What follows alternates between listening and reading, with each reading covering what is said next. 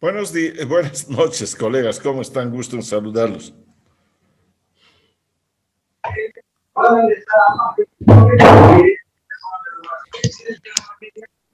Yadira, ¿cómo está? Buenas noches, ¿todo bien? Buenas noches, doctor, todo bien, gracias. Carla, ¿cómo está? Buenas noches. Ángel, Celina, Helen, Damaris, Rodolfo. ¿Cómo está, doctor? Buenas noches. Araceli, ¿cómo está? ¿Todo Doctor, bien? ¿cómo está? Buenas noches. Buenas noches, doctor. Bien, gracias. Me alegro saludarlos. ¿Cómo ha estado? Araceli, ¿todo bien? Me alegro. Gilder, Gustavo, Fresia. ¿Cómo está, doctor? Buenas noches. Aquí todo ¿Cómo bien. está, Gustavo?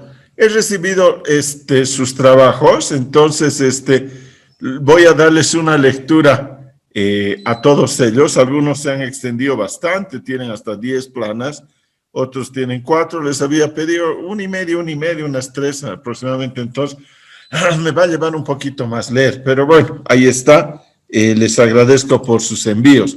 Primer comentario que quiero hacerles. El segundo comentario que quiero hacerles es el control de lectura me tiene enloquecido todavía. A ver, déjenme pensar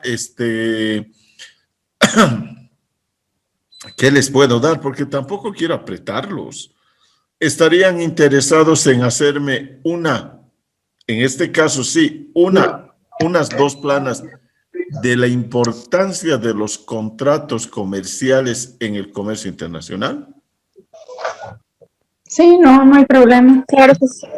¿Sabe? Porque quisiera que apliquen lo que han avanzado, lo que han leído. El viernes, de paso, vamos a hablar de ello, casi a concluir. Y entonces lo que podemos hacer, yo les doy hasta el día domingo, les estoy adelantando, hoy día es miércoles, y hágame como una especie pequeñita de un ensayo de por qué les estoy preguntando esto, porque ninguno de ustedes es abogado.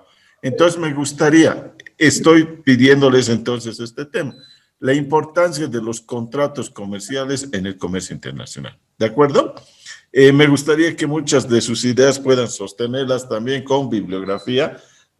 Para ello les he mandado varios libros. En ese sentido, no necesariamente son estos libros, sino pueden utilizar, y mejor si sean otros, porque así van a fortalecer o van a enriquecer sus criterios o su conocimiento con libros que en este momento ustedes no lo tienen a mano y valdría la pena. ¿De acuerdo? Eso. Entonces, ahí está, 2 planes. La importancia de los contratos comerciales en el comercio internacional. 2 planes. No deseo más. No quiero martirizarlos más. ¿De acuerdo? Ok. Vamos a arrancar. Si tienen alguna duda en este momento, estoy a su disposición y si no, entramos ya a materia porque el tiempo otra vez nos es muy mezquino. ¿Entramos? Perfecto, entremos entonces. Habíamos comentado en la anterior clase o habíamos hecho una parte introductoria de la Organización de Comercio o la Organización Mundial del Comercio. Les había pedido que lean ustedes lo que es la Organización Mundial del Comercio y eso nos va a beneficiar para que podamos comprender mejor lo que hemos avanzado y lo que vamos a avanzar en esta sesión, parte de esta sesión.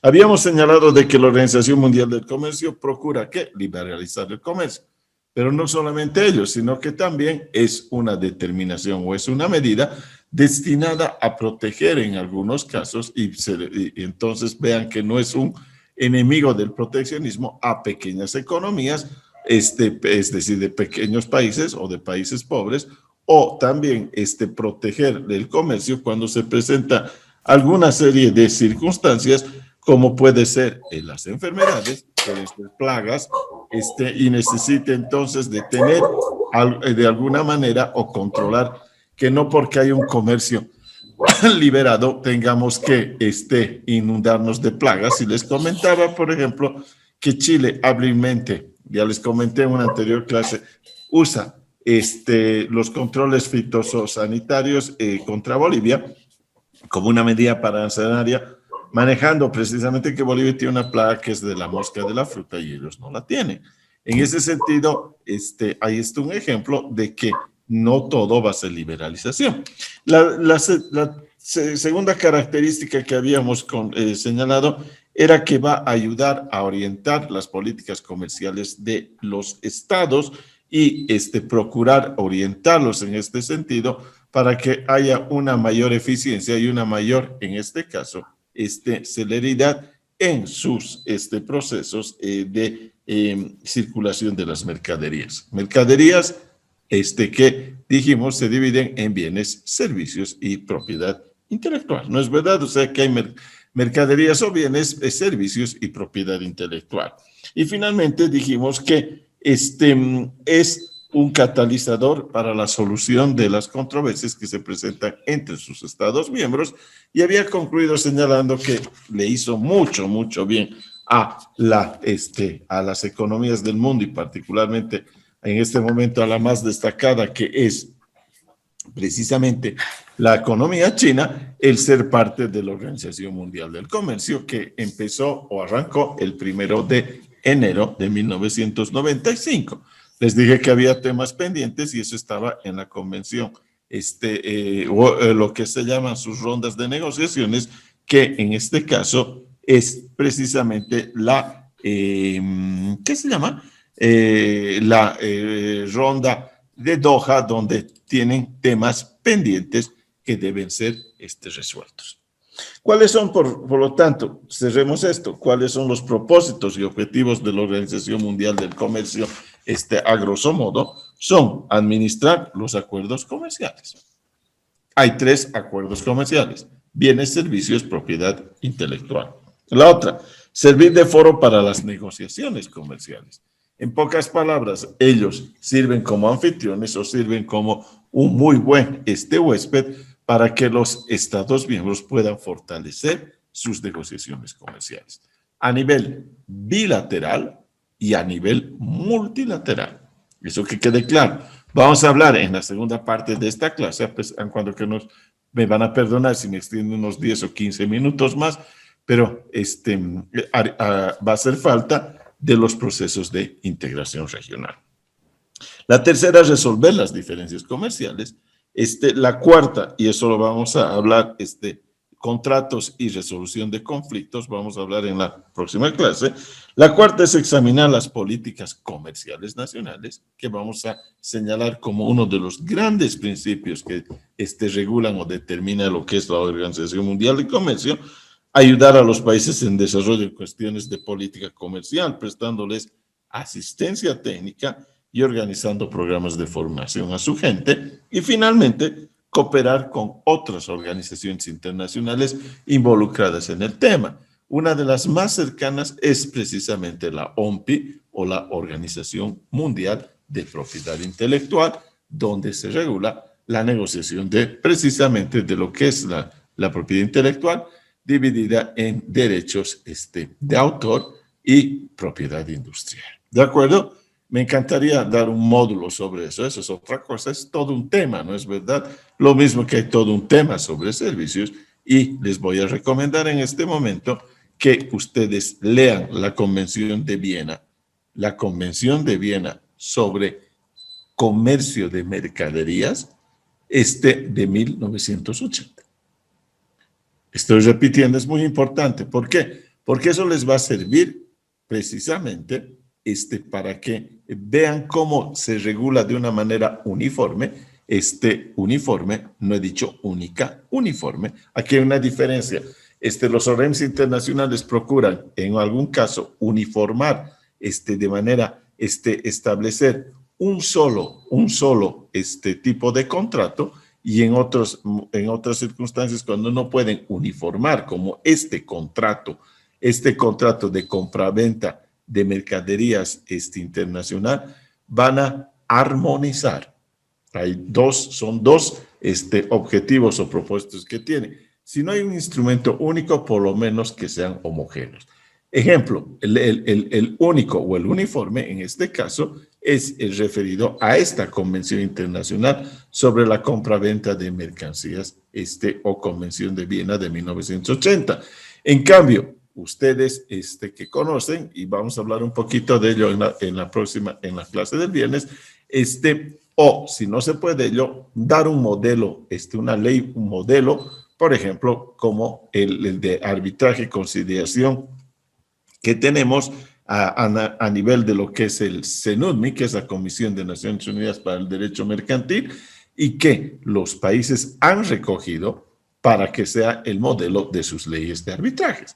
Bolivia no es una excepción, más bien Bolivia hace algunos cambios trascendentales que desde mi punto de vista no debía haberlo hecho, porque yo creo que un experto de un Citral o CENUDMI sabe un poquito más que nuestros honorables parlamentarios sobre temas de arbitraje o conciliación internacional. Pero a veces nosotros somos un poco más atrevidos y lo que queremos es hacer cosas muy, muy particulares que destaquen y no sé si es lo más correcto que pueda darse. Vamos a volver a hablar de ese tema y les dejo picando ese tema de por qué digo si son atrevidos en el buen sentido de la palabra. Tienen el atrevimiento en ese sentido de ir más allá de lo que les están proponiendo cuando no son profesionales del comercio, no son profesionales de ramas especializadas o de profesiones especializadas en el comercio, pero a veces con mucho entusiasmo le meten y no es precisamente lo más idóneo, ¿no? En inglés sería un poco temerario, es la palabra temerario, el que le mete cosas que no las conoce en profundidad. Yo personalmente nunca voy a hablar de astronomía porque no sería temerario, sería un ignorante metiéndome en esos temas. ¿De acuerdo? ¿Listo? Listo. En ese sentido, vamos a hablar un poquito, bien cortito, de cómo está estructurada la Organización Mundial del Comercio. Vale la pena que la conozca. Y la estructura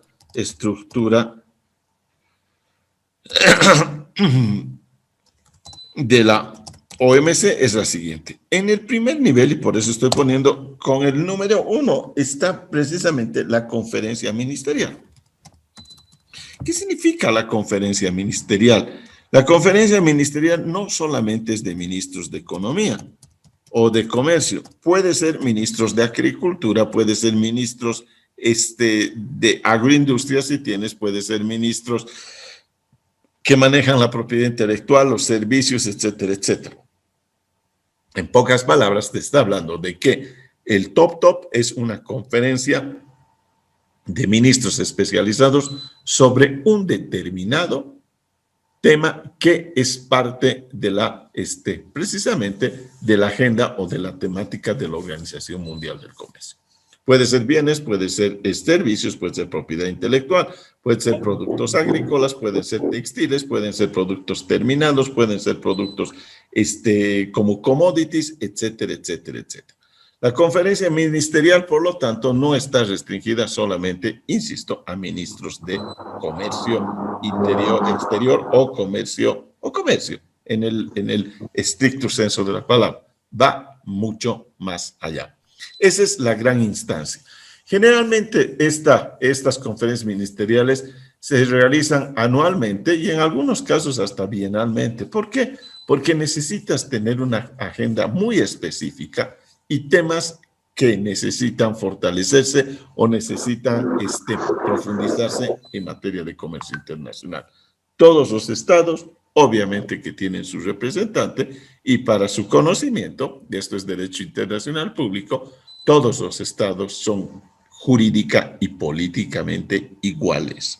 Por eso es que el voto, en este caso, de un país como Jamaica o un país pequeño como Trinidad y Tobago, vale lo mismo que un voto de la China o un voto norteamericano o un voto alemán.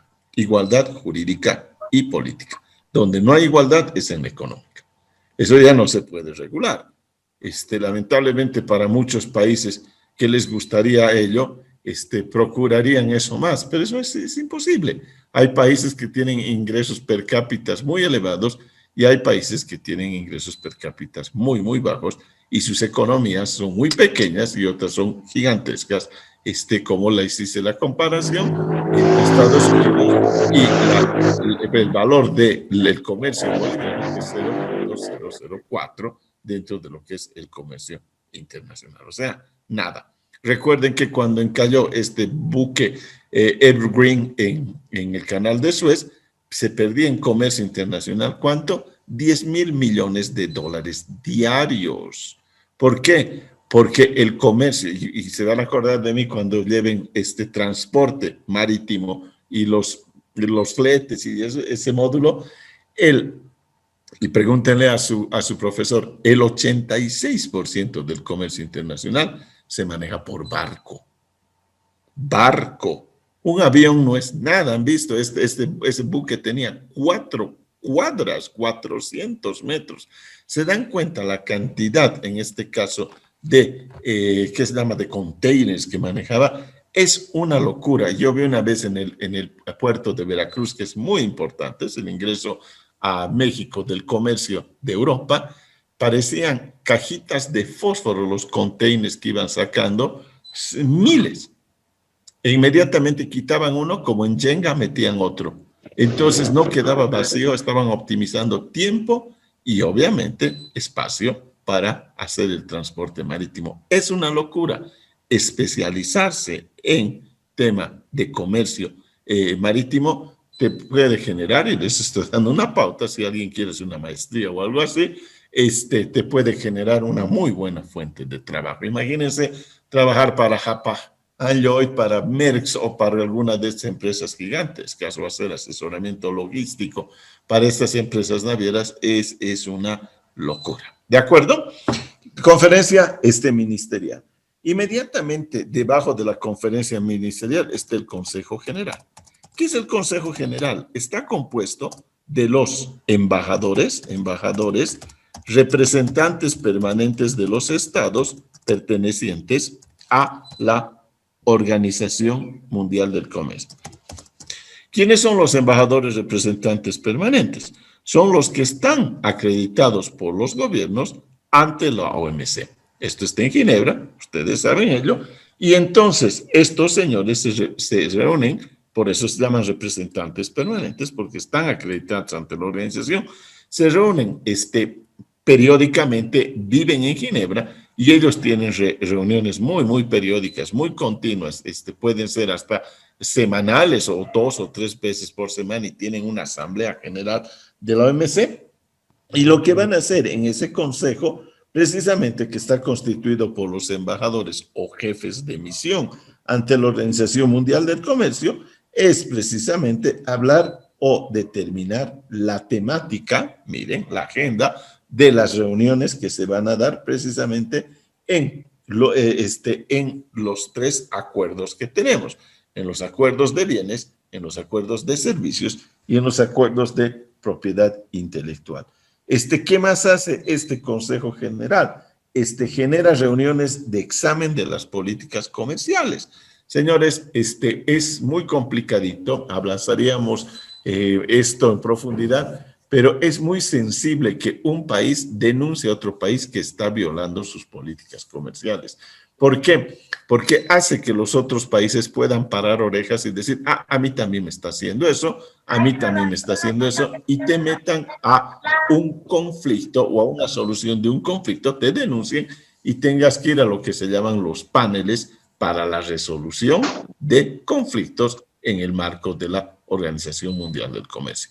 Y finalmente, entonces, ellos son los encargados de evaluar las políticas comerciales y esto, por favor, quiero que se quede grabado, lo vamos a tocar el viernes, y todo el Consejo General, es decir, todos los embajadores se vuelven, cuando hay un conflicto y cuando se ha aceptado el conflicto, se vuelven el órgano de solución de disputas de la organización. Lo voy a poner con mayúscula, porque esto vale la pena que esté con mayúscula.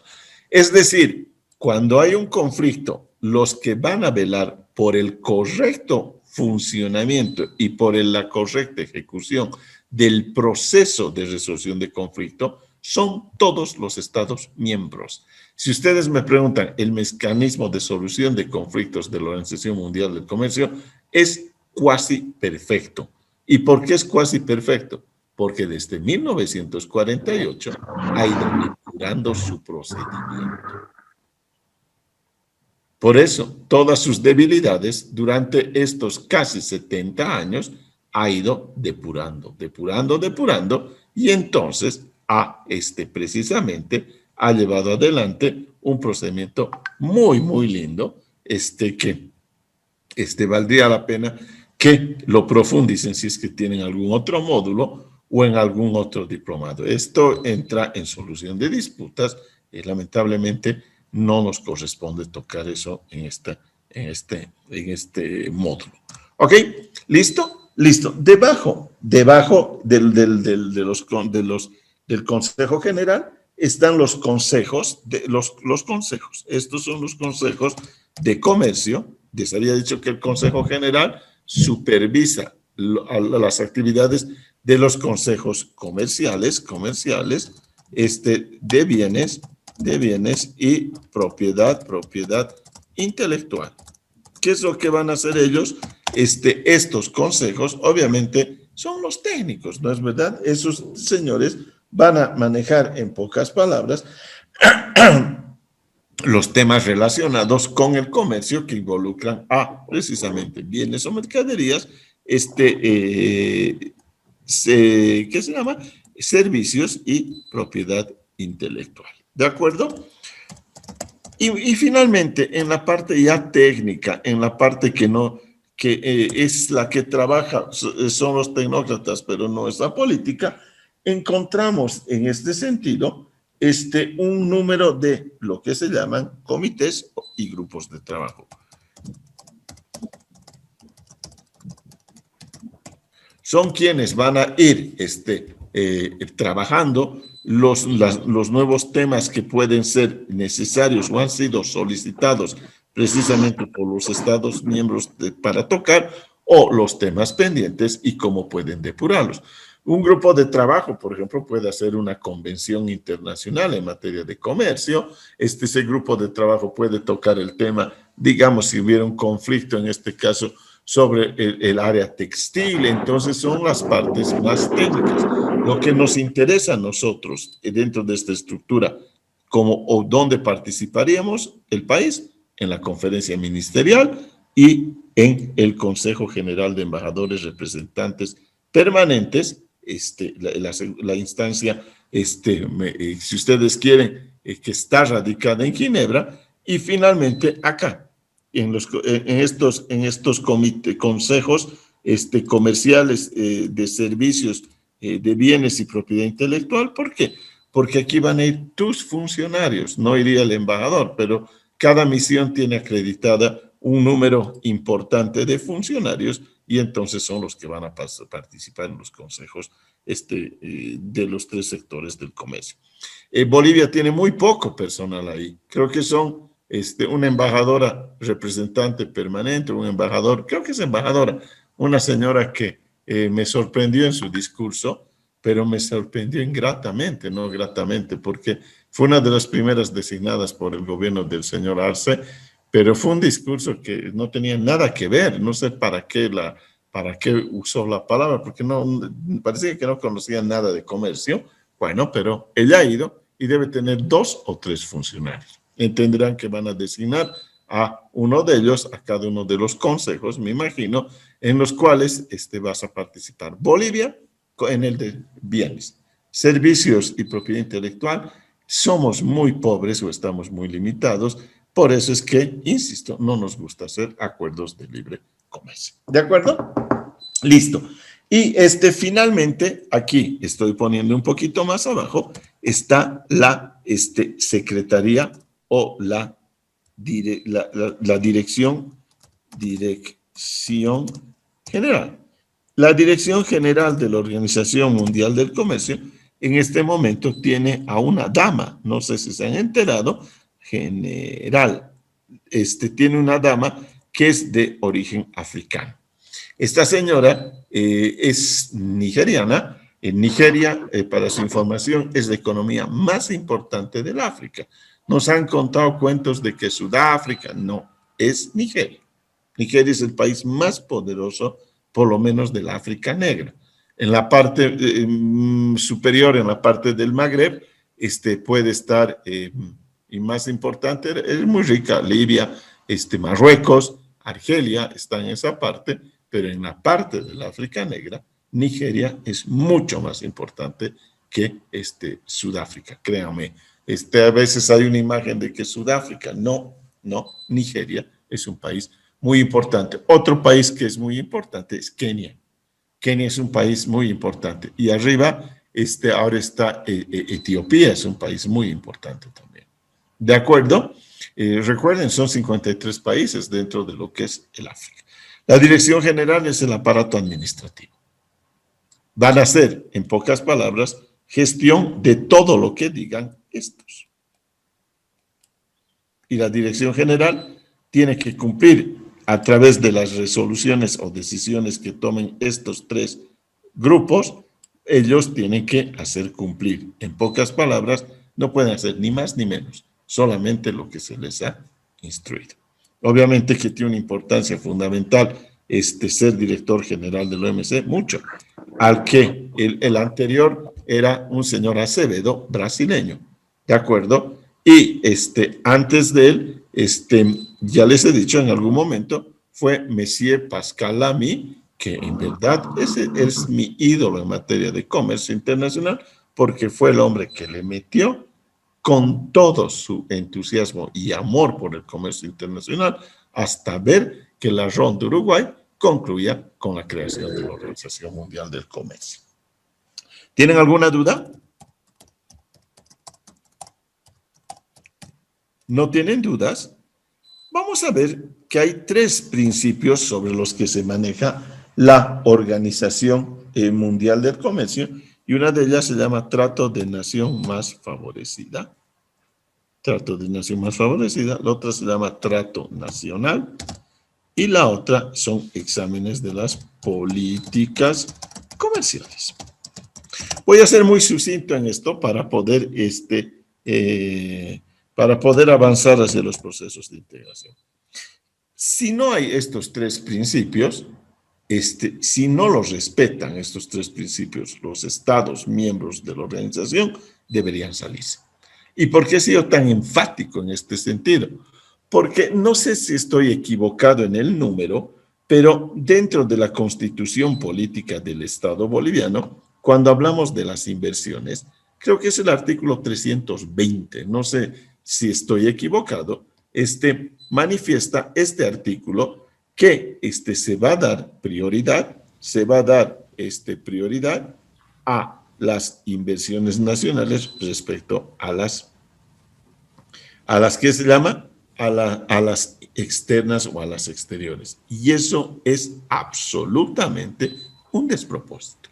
¿Por qué? Por lo que les he comentado anteriormente y les he señalado que aquí hay un principio de igualdad jurídica y política. Así que cuando lean ese artículo, nos genera un problema. ¿Por qué nos va a generar un problema? Uno, porque lamentablemente, lo que les estoy comentando, lamentablemente, sería un principio de discriminación con los inversionistas extranjeros. Y eso es terrible. ¿No es verdad? Y eso es terrible. ¿Se imaginan ustedes cuando queremos o provocamos mayor acercamiento para que tengamos inversiones, decirles, pero la inversión boliviana está por encima de la extranjera, es discriminatorio? Yo no vendría. ¿Por qué no me están dando seguridad jurídica? Ya me han dicho que yo soy uno de segunda clase. Y con la sensibilidad que últimamente vemos en el mundo, eso se complica. Es el 320, dice, la inversión boliviana se priorizará frente a la inversión extranjera. Listo. 320, inciso 1. Por lo tanto, ese parágrafo que acabo de leerles está violando de trato nacional. No le estás dando el mismo trato a los inversionistas que han venido a poner su plata en tu país que a los nacionales. Aquí puede haber una discusión profunda. Sabemos que los bolivianos, un grueso sector, es profundamente nacionalista. Eso no significa que sean patriotas. Patriota es otra cosa. Nacionalista es el que cree que el ombligo del mundo es su país. Ese es un nacionalista. Hitler fue un nacionalista. Mussolini fue un nacionalista. Franco fue un nacionalista. Banzer fue un nacionalista. Ellos mismos te decían, yo soy nacionalista. Entonces, a veces cuando yo escucho que alguien me dice yo soy nacionalista, es que cree que ellos son mejores o son superiores, y entonces les digo, no, yo no soy nacionalista. ¿Y qué eres? O sea, con zona.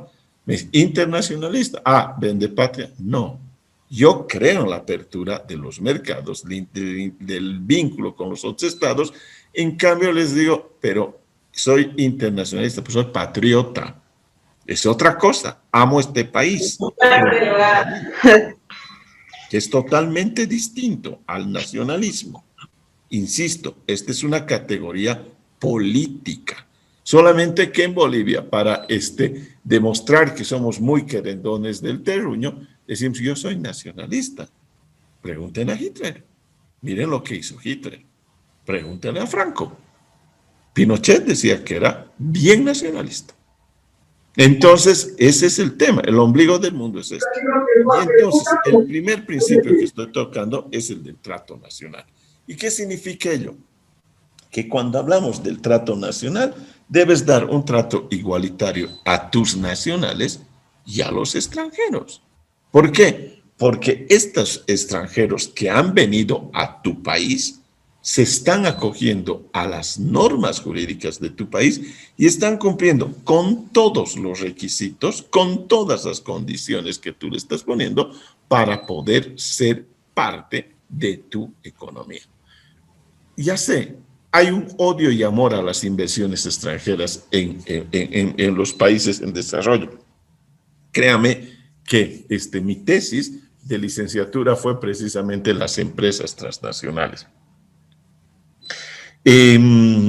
Aquí hay un tema que no voy a entrar a discutir desde el punto de vista ideológico.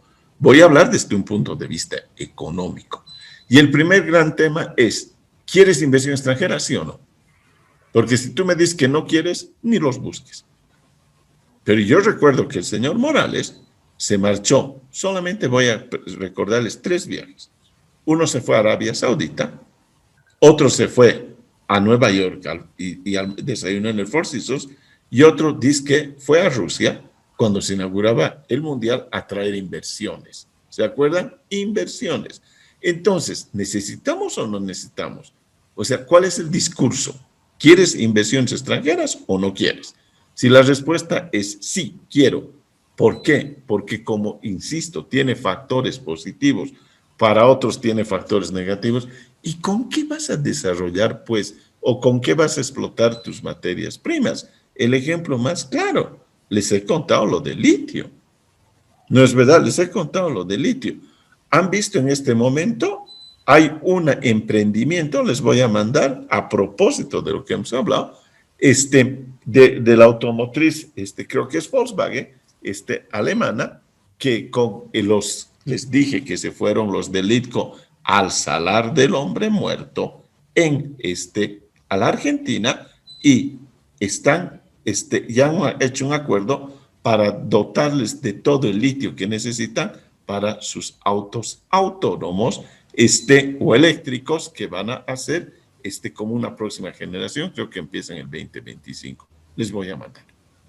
Entonces, los negocios son negocios. No hay que mezclarlos. Si tú haces un buen contrato y los fiscalizas, no tienes por qué tener miedo de los inversionistas extranjeros. Han cumplido con lo que les has dicho. Debes tener una representación legal, la van a tener. Tienes un domicilio legal, lo van a tener. Tienes que pagar impuestos porque estás internando tu dinero, la van a tener. Has invertido en el país, me pagas royalties, me pagas regalías, me pagas impuestos sobre las utilidades, porque tienes que temer. ¿Te lo vas a repatriar? Me pagas porque esto dice la ley boliviana. ¿Cuál es el susto? El susto sería que haya corrupción. Eso es otra cosa. Y que hayas hecho un muy mal contrato o que estés haciendo una muy pobre fiscalización. Pero los contratos teóricamente son para cumplirlos y sabes lo que estás firmando. ¿No es verdad? Sabes lo que estás firmando o no sabes. Y si no sabes, no lo hagas. No lo hagas. Porque ahí vas a dejar de ser, ¿qué se llama? Nacionalista y vas a dejar de ser un patriota porque estás afectando a los intereses de tu Estado. ¿Ok? Primer gran principio, trato nacional. Significa eso. Señores, nosotros lo que vamos a hacer es que una vez que han cumplido los inversionistas extranjeros con todos los requisitos que les pide el Estado en el cual están invirtiendo, van a tener, en este caso, van a tener el mismo tratamiento que los nacionales. Ejemplo, en pocas palabras, cuando ingresas tu auto japonés o tu auto alemán y pagas los impuestos en la aduana, ¿qué dicen? Se ha nacionalizado ese auto. A partir de ese momento es boliviano, ya no tiene origen japonés o alemán, tiene boliviano. Lo mismo en las inversiones, ingresan al mercado boliviano y deberían ser tratadas como inversiones nacionales. Yo siento aquí que hay un clima muy adverso de un sector de la sociedad boliviana hacia las inversiones, cuando lo que más piden países, pero hasta millonarios, siguen pidiendo inversiones. En cambio nosotros, muy limitados en inversiones, seguimos discutiéndoles a los inversionistas. Y aquí que quede claro, me dirán, pero oye, pero hay unas inversiones chinas increíbles. ¿Se acuerdan del caso Camse? Llegan 580 millones de dólares, estoy haciendo carreteras en San Buenaventura. Una cosa es una inversión de Estado a Estado y otra cosa es una inversión extranjera directa, de una empresa en un Estado. Las de Estado a Estado son más amarradas, tienen 80 nudos ciegos. Todo está condicionado. Y así tiene que ser. Porque yo te tengo que prestar a ti si no me vas a comprar a mí. Por lo tanto, todo se vuelve dependiente del mercado o de la industria del país que te está dando la línea de crédito. En este caso, pues de China, Alemania, Francia o Japón. En cambio, la inversión extranjera directa tiene libertad. No es verdad, vendrá aquí un inversionista minero y dirá, compro autos Toyota, compro esto así. En cambio, si es un inversionista chino, todo chino. Si es holandés, todo holandés. ¿Está claro? Hay inversiones públicas de Estado a Estado, líneas de crédito de Estado a Estado, y la otra que es la inversión extranjera directa, que ahí la empresa va a venir a moverse como a él o como a ellos les sea más conveniente. El segundo principio es el trato de nación más favorecida. ¿Qué significa esto? El trato de nación más favorecida significa, señores, que yo te voy a dar el mismo tratamiento, o sea, preferencial, cuando yo he generado, en este caso, qué sé yo, digamos que el arancel para todos los países miembros de la OMC es del 8%. Pero yo, porque tengo una afinidad, porque tengo una interés, porque tengo un buen negocio, puedo darle a un número de estados o a un estado un tratamiento preferencial. ¿Qué significa? Contigo voy a manejarme con el 6%, no el 8%. En ese sentido, todos los demás países van a pedirte que les des el mismo tratamiento de la nación más favorecida. Por eso se trata o se llama trato de la nación más favorecida. Oye, acabas de bajarle 2%, nos deberías dar a todos nosotros también esa reducción del 2% en la tarifa arancelaria. Eso tiene una excepción. Y la excepción se da que no los basa. Se supone que cuando haces este tratamiento preferencial, los demás estados siguen con el mismo tratamiento que habías negociado y sí es preferencial, pero cuando te van a pedir que iguales o niveles este tratamiento, tú puedes decir es parte de un proceso de integración. Por ejemplo, si dentro de los países de la comunidad andina nosotros nos damos 0% de arancel, es porque somos un bloque comunitario y así te lo reconoce la Organización Mundial del Comercio y así te reconoce la Organización de Naciones Unidas en su artículo 26, la OMC, y en su artículo 52 y 53, la Organización de Naciones Unidas. En ese sentido, te blindas para no darles trato de nación más favorecida a todos, porque si no, no habría negocio. Los del Mercosur se dan trato de nación más favorecida, entre ellos Los de la Unión Europea se dan trato de nación más favorecida entre ellos porque son bloques de integración. Los países desarrollados pueden decidir dar un trato de nación más favorecida a países en desarrollo. Sí, se llaman SGPs, sistemas generalizados de preferencia. Te voy a dar ese trato porque eres un país muy pobre o porque quiero ayudarte a que dejes de ser pobre. Y entonces hay estos mecanismos que van blindando para no llegar a esa uniformidad. Y finalmente son los que, hemos dicho, examinan las políticas comerciales. Si de pronto se enteran o hay alguien que denuncia al Estado, a un determinado Estado, de que están llevando adelante una política comercial en contra de estos principios de la organización, es decir, no están haciendo fair trade, están haciendo competencia desleal o están tomando algún tipo de política comercial, y hemos hablado de las políticas comerciales que van en contra de los acuerdos o compromisos de la OMC, la propia organización va a inspeccionarlos o fiscalizarlos. Y yo escucho en Bolivia otra vez un sector ignorante en el tema que dice, uy, pero ¿por qué nos van a venir a investigar? ¿Quiénes son? Viva el país, o sea, la soberanía. Papi, entonces si no quieres eso, salte de la OMC. Nadie te ha obligado a entrar a la OMC. Es parte del compromiso. Es parte del compromiso. Si no quieres que te fiscalicen, salte de la organización, pues. Si es uno de los principios básicos de la OMC. Entonces, es solamente un discurso, créanme. Porque 165 países no pueden estar equivocados. ¿Y saben cuántos países son miembros del Banco Mundial y del Fondo Monetario? 187. 187, porque es una condicionalidad cruzada. Tienes que estar en los dos. Y yo recuerdo que el señor Chávez decía, me voy a salir. Nunca se salió. Eso es solamente para la gente, para el público. ¿Cómo te vas a salir? No puede ser, pues, que 193 países miembros son de Naciones Unidas y 187 son miembros del Banco y del Fondo Monetario, y tú vas a ser el capísimo que te vas a salir.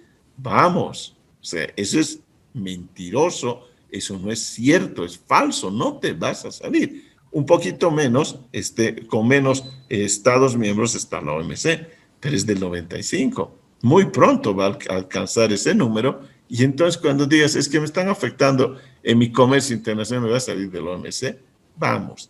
A la China le ha trabajado a la perfección, y países que se denominan socialistas o países en este caso, anti-economías de mercado o apertura de mercado, están sentados en la Organización Mundial del Comercio.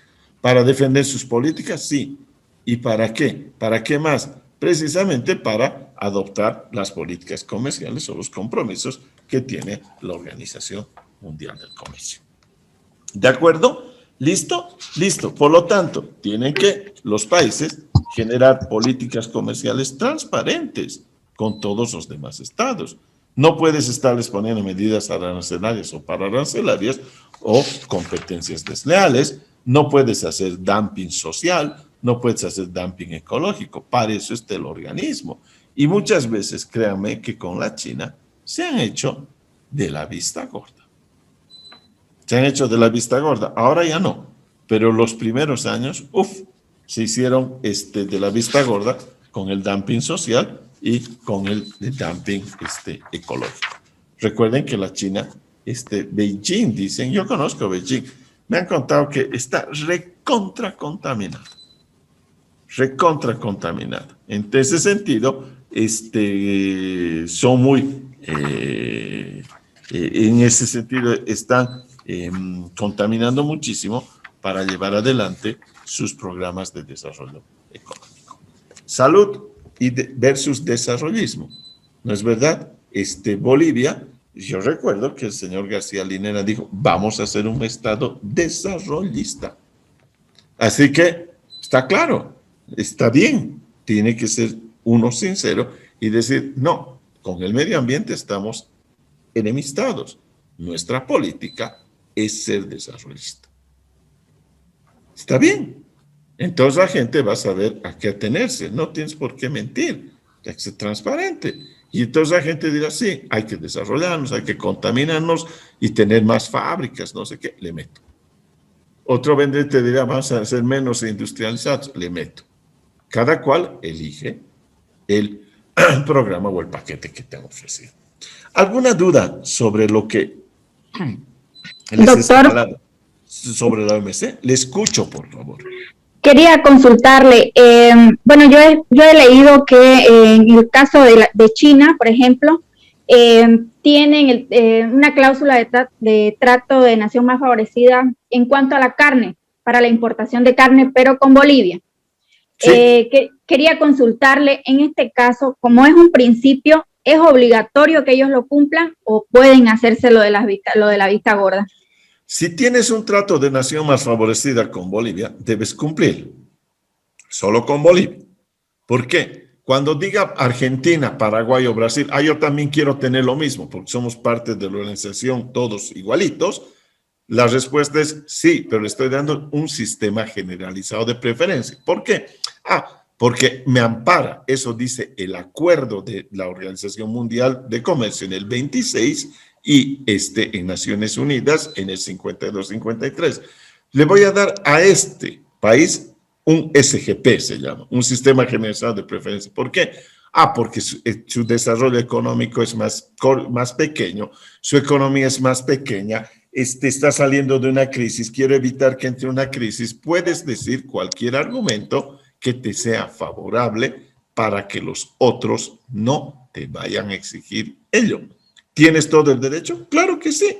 En este momento Alemania puede decidir darle a Tanzania o darle, qué sé yo, a Nicaragua una preferencia arancelaria apoyada en su sistema generalizado de preferencia y nadie le puede cuestionar. ¿De acuerdo? Recuerden, los estados son soberanos. Los estados son soberanos. Entonces, nadie me puede obligar que haga cosas que no me interesan hacerlas o que no me beneficien. ¿Respondido, Yadira, a su pregunta? Sí, doctor. Perfecto. Si no tienen comentarios en este momento, voy a entrar a hablar de una manera sucinta de los procesos de integración. Por eso les había pedido que lean la Organización Mundial del Comercio y yo voy a, les he sido sucinto, pero estoy dispuesto a la pregunta que ustedes quieran hacerme de responder. Voy a entrar a a los procesos de integración. Ese es un tema que vale la pena que lo toquemos, cuando que sea dérmicamente, porque obviamente son estos procesos los que favorecen mucho más al desarrollo económico, al desarrollo del comercio en particular y económico en su globalidad. Vamos, ¿qué es la integración económica? La integración económica, voy a empezar señalándoles, la integración económica es una idea que se dio básicamente después de la Segunda Guerra Mundial. ¿Quiénes manejaron y quiénes han llevado de una manera muy acelerada y correcta hasta el momento? Han sido los países de Europa. En 1900, miren, esto es otro punto para su reflexión. En 1945 acaba la Segunda Guerra Mundial. Y en 1952, es decir, 7 años después de haberse sacado la mugre con más de 50 millones de muertos, van a hacer un acuerdo de integración. Alemania, Italia, los Países Bajos, Luxemburgo, Bélgica y Francia. Si ustedes ven, son 2 países perdedores y 4 ganadores de la Segunda Guerra Mundial. ¿Qué van a hacer? Es el acuerdo económico del carbón y del acero, integración en carbón y acero. Y después van a hacer otro acuerdo, que es sobre el Euratom, que es sobre energía atómica pacífica, y finalmente van a hacer lo que ustedes van a conocer después, inicialmente como Comunidad Económica Europea y ahora como Unión Europea. En ese sentido, van a ir a integrarse inicialmente por el comercio y van a ir complementando por otras áreas. Por lo tanto, ¿por qué les fue importante a los europeos esto? Y dirás, oye, pero ¿cómo a los alemanes y a los italianos, si hace 7 años se estaban matando y estaban reventando a medio mundo y después los hemos reventado porque el que gana la guerra revienta al que pierde la guerra? ¿No es verdad? Eso es obvio. Por lo tanto, llegaron a este acuerdo fantástico. ¿Para qué? Para evitar una tercera guerra en Europa. Miren, superaron sus antagonismos, sus nacionalismos, porque para ser nacionalista, los franceses. ¿Tienen razón? Sí, tienen cultura. Para ser nacionalista, los alemanes. Para ser nacionalista, los italianos. Para ser nacionalista, los británicos. Es más, se han salido, ¿no es verdad? Para ser nacionalista, entenderán que los Países Bajos también tienen su cultura y los belgas también. Entonces, cuando yo escucho que aquí el nacionalismo, bla, bla, en Latinoamérica, etcétera, etcétera, dice, ¿y crees que los otros países no tienen nacionalismos?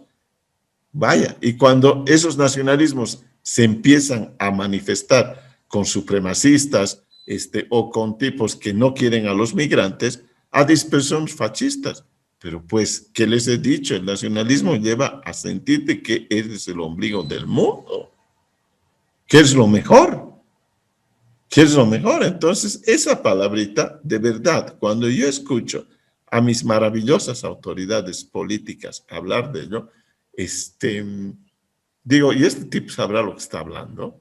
De verdad, porque si eso dices en Europa, se van a sarpullir de miedo y van a decir, mira, el heredero de Hitler o del nazismo o del fascismo está aquí presente. En cambio aquí parece que es el tipo que se va poner la bandera, que se puede inmolar por la bandera, o lo que llaman son los tipos que luchan contra los antipatrias, ¿no es verdad? Los vendepatrias, ¿no? Ese es un nacionalista en Bolivia. Está brutalmente equivocado el concepto.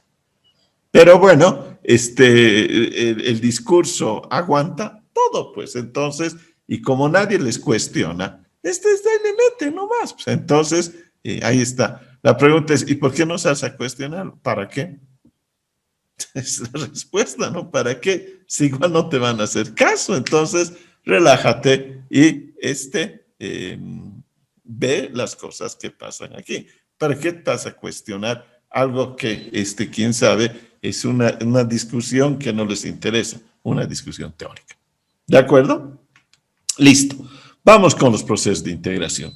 En ese sentido, a partir de la Segunda Guerra Mundial, se establecen proyectos que son a nivel regional o subregional. Fuera del modelo del nuevo orden económico mundial que hemos hablado, de la OMC, primero Organización Internacional del Comercio, GATT, el Fondo Monetario y el Banco, a nivel regional se van a dar procesos de integración. Ejemplo, la Comunidad Andina. Ejemplo, Mercosur.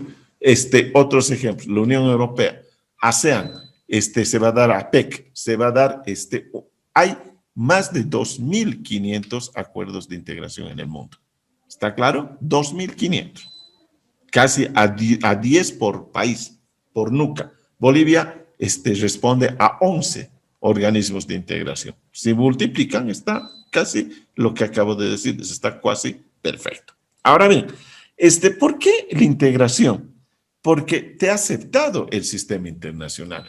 Y te preguntaré si dirías, ¿por qué la Organización Mundial del Comercio acepta que hayan procesos de integración donde se van a dar trato de nación más favorecida, se van a privilegiar?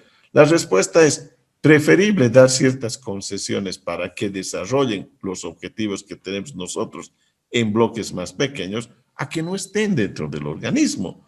Estos procesos de integración permiten que los Estados miembros de los mismos estén también en los organismos multilaterales a nivel internacional. ¿No es verdad? Y por eso les había dicho que la Carta de Naciones Unidas y la OMC te reconoce explícitamente te permite los procesos de integración. Y la otra cosa que en el futuro beneficia, una cosa es una negociación individual de Estado a Estado, 193 países, y otra cosa es bloque, 27 de la Unión Europea, contra 14 o 15 de la ASEAN. Esa es otra cosa. O con los 4 de la Comunidad Andina, o con los 4 o 5 cosas asociadas o 6 del Mercosur. Está facilitando para una negociación de bloques que es mucho más fácil y fortalece de paso a las partes en sus negociaciones. Imagínense Bolivia negociando solo o negociando con 2 países de la Comunidad Andina. Se darán cuenta que te beneficia en muchos aspectos los procesos de integración. ¿De acuerdo? Seguimos adelante. En ese sentido, se reconoce los procesos de integración, el sistema internacional los reconoce, y aquí hay un punto muy importante que vale la pena tocar. Hemos dicho que los estados son soberanos, y al ser soberanos van a reconocer en este caso el nivel de supranacionalidad que tienen esos organismos internacionales. ¿Qué significa? Que están por encima de sus propios estados. ¿Por qué?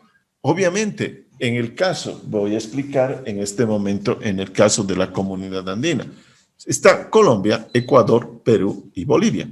Obviamente hay disposiciones supranacionales que están por encima de las disposiciones nacionales.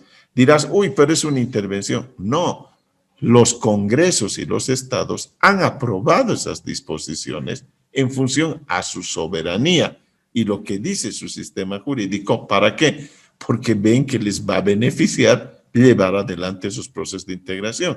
¿Y por qué hay disposiciones supranacionales?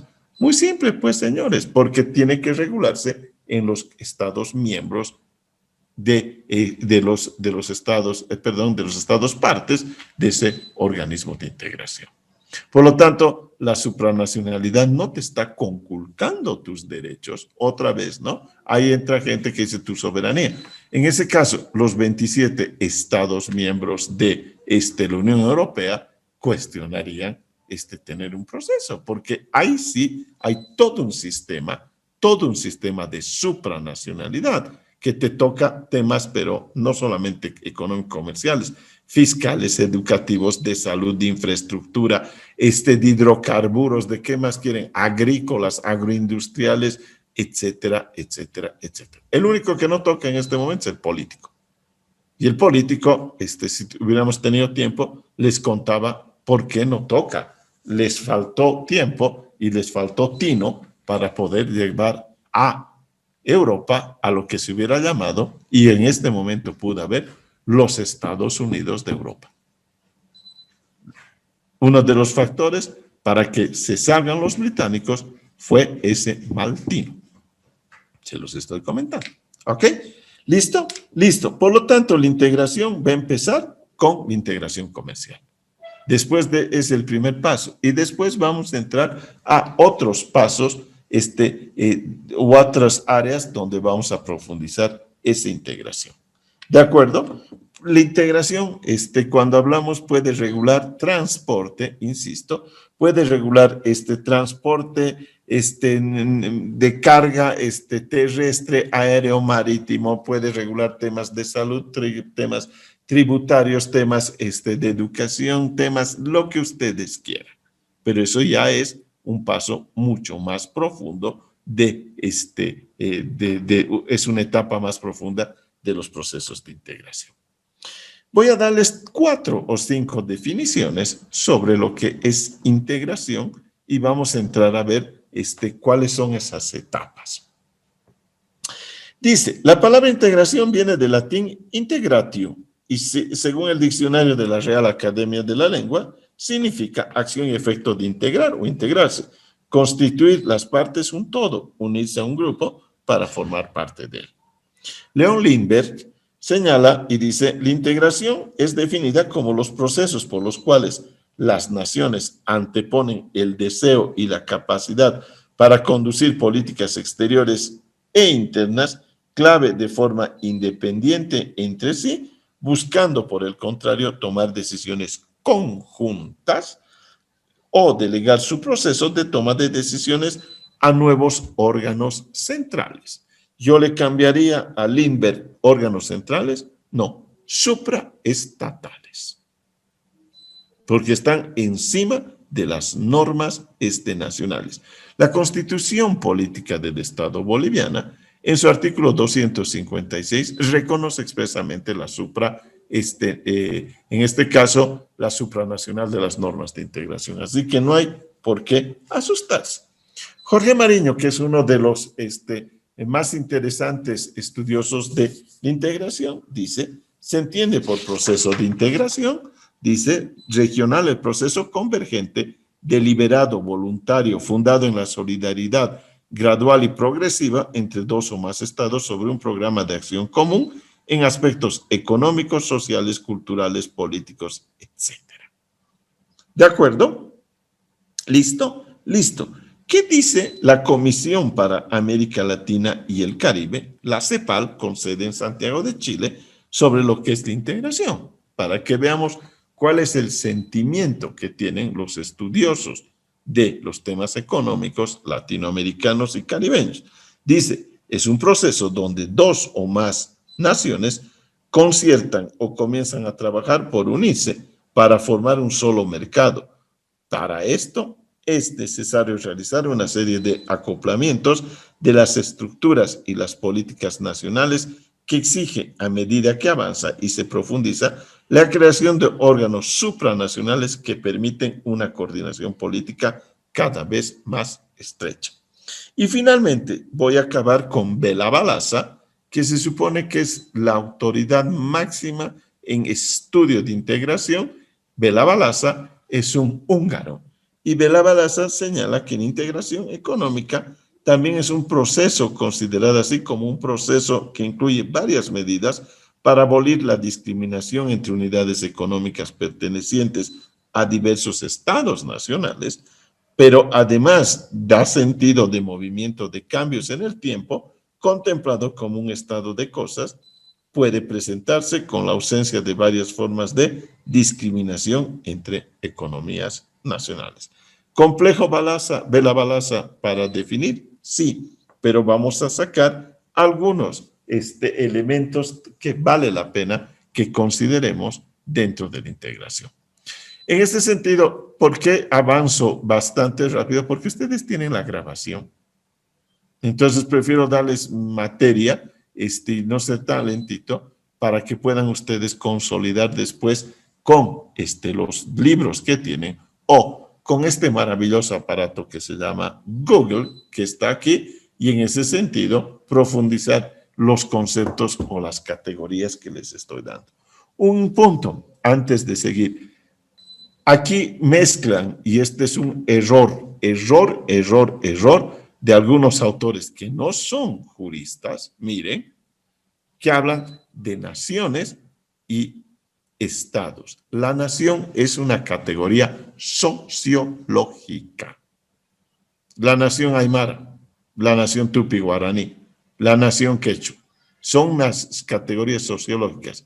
Se tiene que hablar de estados, porque los estados son organizaciones jurídicas y políticamente organizadas. Bolivia, recuerden, es un estado plurinacional donde tiene 36 naciones. En ese sentido, una definición que hemos visto en este momento de la CEPAL dice es un proceso donde dos o más naciones conciertan o comienzan, bla, bla. La nación mapuche, no, son estados. Estados, jurídica y políticamente organizados. Si quieren hablar con asertividad, es un estado.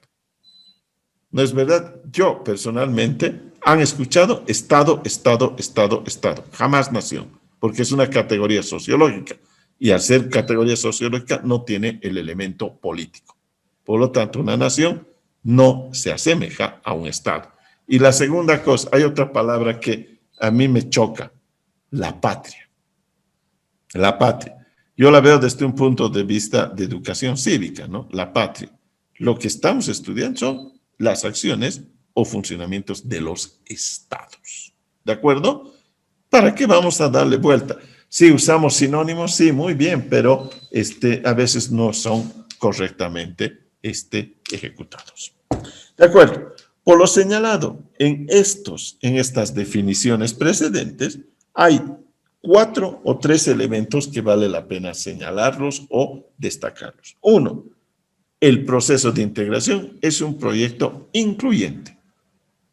Va a incluir a los estados. En ese sentido, esos estados que son parte de ese proceso se llaman precisamente estados parte o estados miembros.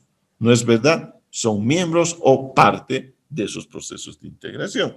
Y en ese sentido, se dan cuenta que para entrar a este sistema tienes que ser absolutamente soberano. Entras por tu voluntad. Primer elemento. El segundo, ¿qué es lo que va a integrar inicialmente?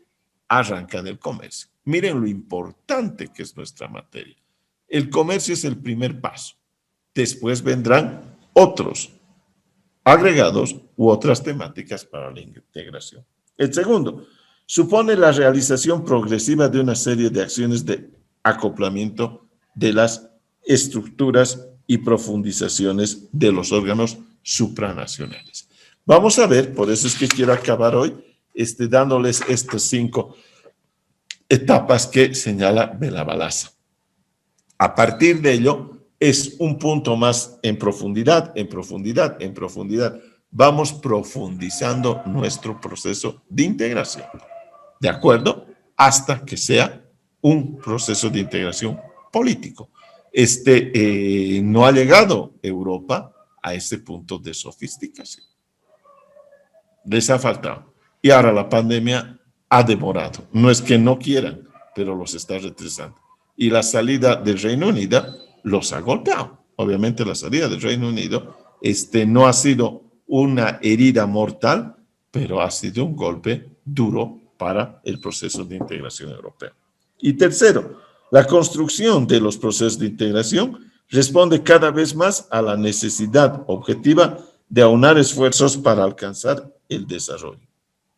¿Creen que Bolivia puede alcanzar, siendo un país tan pequeño, con un mercado tan pequeño, con una oferta muy limitada y con una demanda muy limitada, un desarrollo preferible que esté dentro de un proceso de integración? Ojo, donde no sea abusado. ¿Está claro? Meterte con el Brasil es heavyweight. Pregúntenles a los uruguayos y a los paraguayos. Y yo escucho en las autoridades bolivianas desde hace varios años atrás, hay que meterle al Mercosur, hay que meterle al Mercosur. Pero te estás acercando por simpatías ideológicas. Cuidado que salgas escaldado. Imagínense carne contra los brasileños o los argentinos. Imagínense soya contra los paraguayos, brasileños o argentinos. Imagínense algunos productos que nosotros sí trabajamos bien con la comunidad andina, son pequeños, son mercados más pequeños, pero también nuestras producciones son pues limitadas. Ahora, si tú me aseguraras, sinceramente, los 4 estados fronterizos del Brasil para el comercio boliviano, Acre, Rondônia, Mato Grosso y Mato Grosso do Sul, no necesitarías que exportar a nadie más. Pero hay un pequeño gran problema, y eso lo saben los Beni, Pando y Santa Cruz, que las economías son complementarias.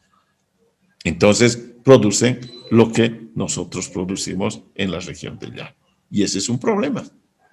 En cambio, lo que necesitarían ellos es lo que tenemos en el altiplano.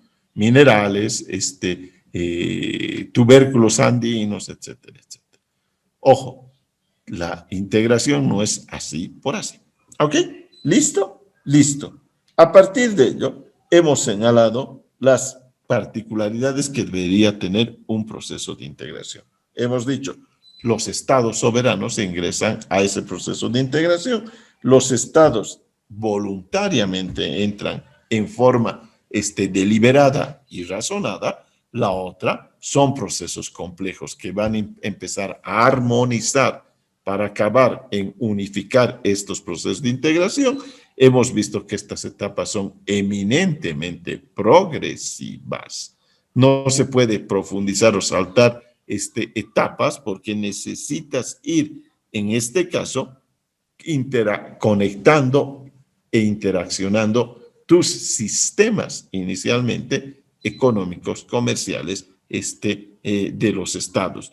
Progresivas, y estas etapas cada vez progresivas son más profundas, que van abarcando una temática cada vez más importante. ¿De acuerdo? Listo. A partir de ello, ¿dudas, por favor? ¿Dudas? ¿Algún comentario sobre lo que acabamos de señalar? ¿Sobre la integración económica?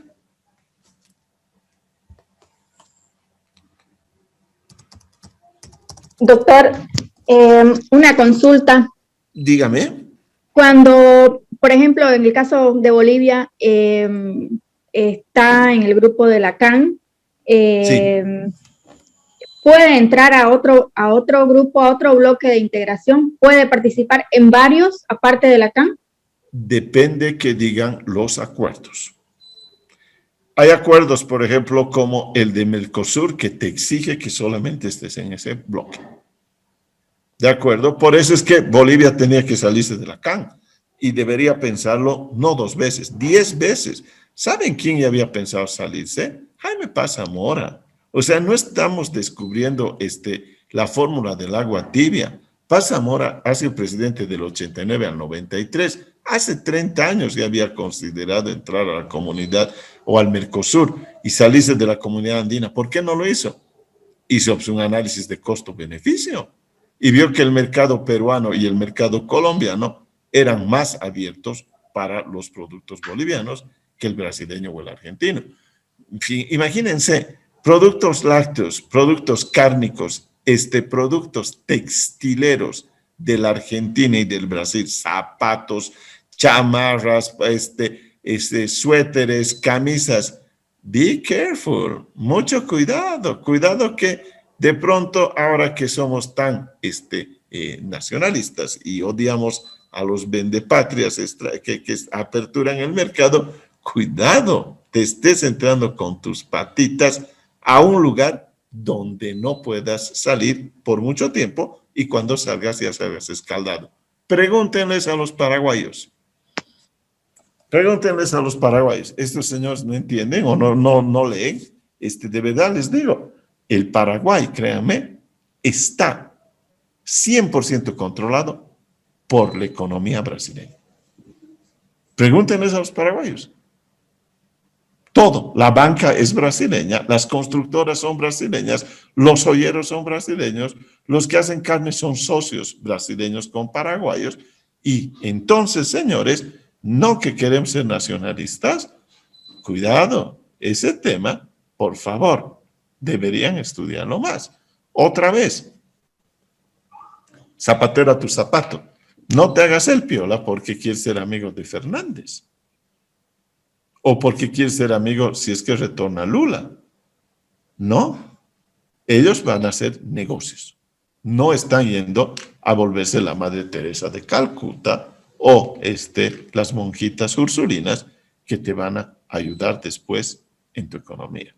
Prefieren, y es obvio, vas a preferir que sus industriales o sus empresas vendan, pues. No vas a preferir que vendan las bolivianas, ¿no es verdad? ¿A vos te interesa que desarrollar tu economía? ¿O te interesa desarrollar economías de terceros estados? Frío, frío, frío. El análisis que les hago es frío. ¿Ustedes creen que a los argentinos les interesa que les metas carne boliviana? Imposible. ¿Y a los bolivianos les interesa que te metan leche o prole? Imposible. Mientras menos aparezcan, eso es un industrial. Tengo que proteger mi mercado, pues. Entonces, por eso vean que es todo un arte los procesos de integración. Vamos adelante, ¿ok? Bela Balaza maneja 5 etapas de integración. Yo le voy a aumentar una más. Y vamos a hablar en estos 15 minutos o 20 que les he pedido, vamos a hablar de esos procesos de integración. Espero que les esté gustando y se darán cuenta que intencionalmente los provoco para que puedan leer más sobre el particular. Una primera etapa es la de las zonas de preferencia arancelaria.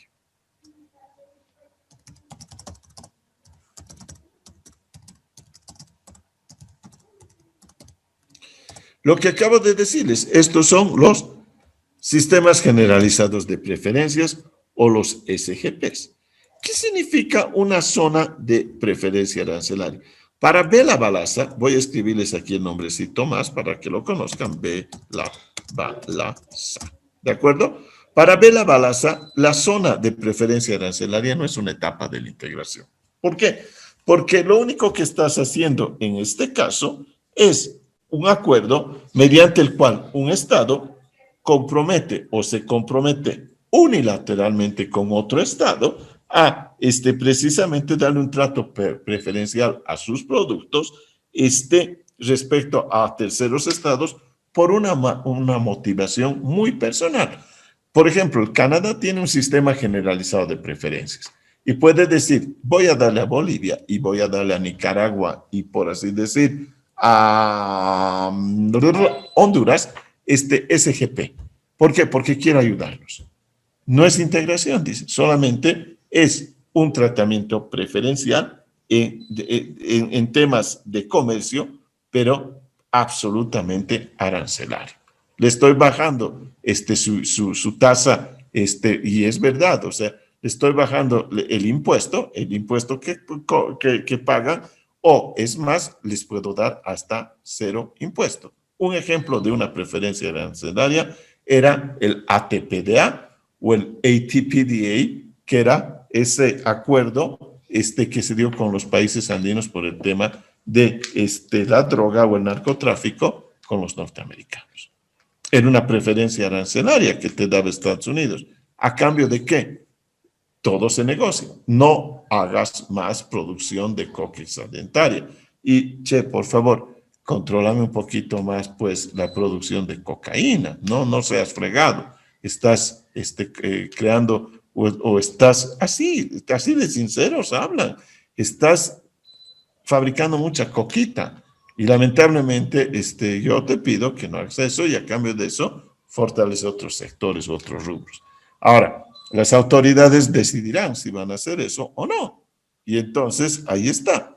Por eso es que para Bela Balazsa, la zona de preferencia arancelaria no es una etapa.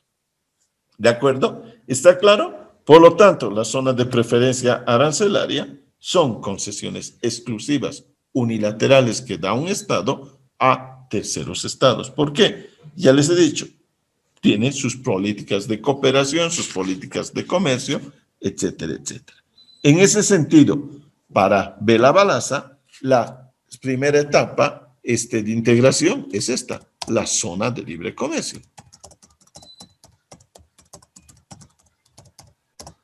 Y aquí sí, arrancamos en verdad los procesos de integración. Me van a cortar, por favor, cuando gusten. ¿Qué significa una zona de libre comercio?